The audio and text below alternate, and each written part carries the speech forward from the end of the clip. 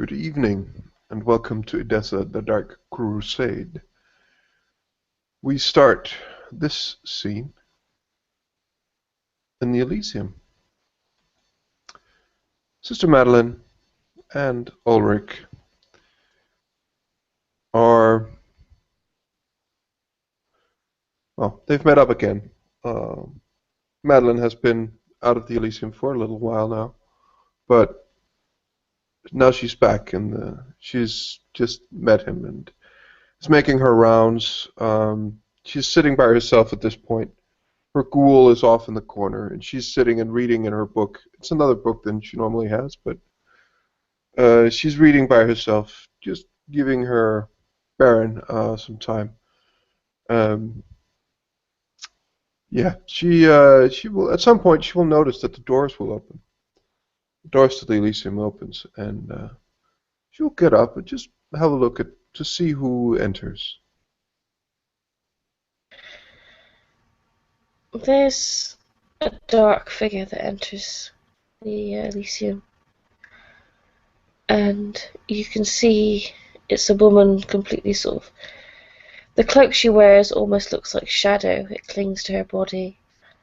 A very sort of lithe, slim frame, and you can just about make out the sort of semicircle shape of the lower part of her mouth and chin with beautiful red lips that smile when they see someone standing there. Good evening. Who do I have the pleasure of speaking to? She reaches out her hand, sort of turns it over. You can notice that her fingers are long, spidery, very bony, almost skeletal. And she says, Lucretia Quintus.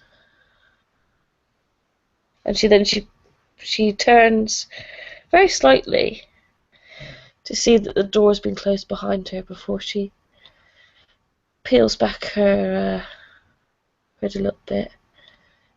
She doesn't take it off, but she peels back her hood just enough so that you can glimpse inside and see that the lower part of her mouth is the only thing that looks relatively human, from sort of the nose up. There's like a scarred creature with pointed ears and very sort of sharp pointed teeth. Madeline, as you see, she'll just, good evening.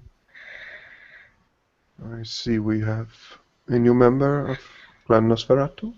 She looks at you as if it's a question.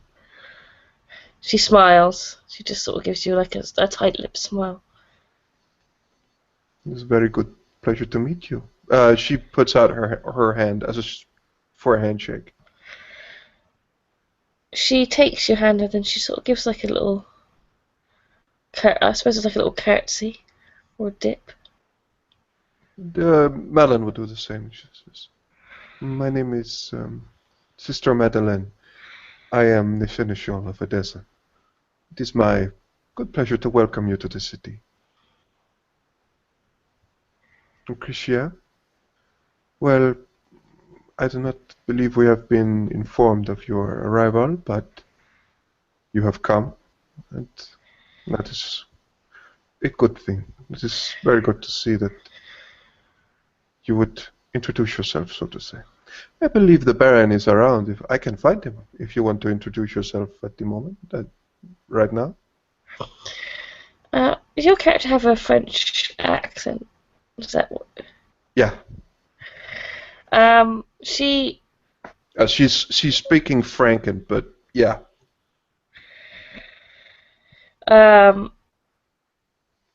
What's Franken? Like I suppose like the French language. That's essentially Proto-French. Yeah, Frankish. The Franks were the people in one part of France before the Kingdom of France was founded. Yeah, luckily I took multilingual so I have like eight and languages on my every sheet. Character, unless something is specified, knows Franken, so you would know what she's saying. Yeah, she's sort of responding to you in sort of your own language. Um, and I was gonna do something else, but seeing as it's a common language, I won't. And she just sort of smiles and she says, "If that would not be too much trouble for you, Madame." She smiles. Not at all. It is, after all, my duty to inform the good Baron that new subjects wish to have an audience. Please. And she will just, please, follow me. And she will point over to a table where there's a book at. And she will just pick up the book and she'll, if you just wait here a moment, I will see if the Baron has time. And please, do enjoy yourself while you're here, she says. And she has like a fairly cordial, friendly smile on her face as she seemingly goes up a flight of stairs, as far as you can see. And she will go upstairs and she will come to her room and she will knock and pop her head in. Just, Ulrich, I believe we have a new member, first I've seen of her, of Clan Nosferatu. She wishes to introduce herself to you. Would you have time? Ark raises a bit of an eyebrow. The last person he introduced to the city, well, was a caitiff. And the one before that was a caitiff.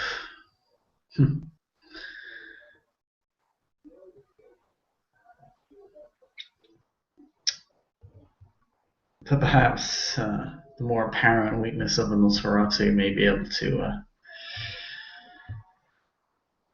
lay some light upon the purity of blood, he thinks. As he'll rise,